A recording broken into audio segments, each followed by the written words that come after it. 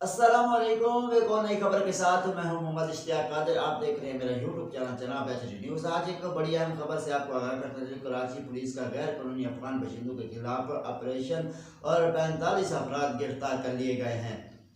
सुराबकोट और आल आसिफ स्क्वायर की तरफ पुलिस ने गैर कानूनी तौर पर मुकीम अफगान बशिंदों के खिलाफ सर्च ऑपरेशन किया है। इस दौरान 45 अफराद को हिरासत में ले लिया गया है और ऑपरेशन के दौरान इलाके के दाखिली और खारजी रास्ते सील किए गए थे, जबकि पुलिस भारी नफरी ने कार्रवाई में हिस्सा लिया।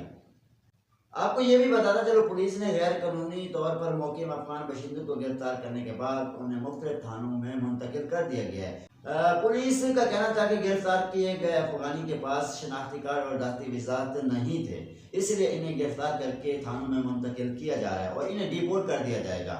और इस तरह की वीडियो देखने के लिए हमारे यूट्यूब चैनल जनाब एचडी न्यूज़ को सब्सक्राइब करें और बेल आइकन लाजमी करें, क्योंकि हर आने वाली वीडियो आप तक पहुंच सके।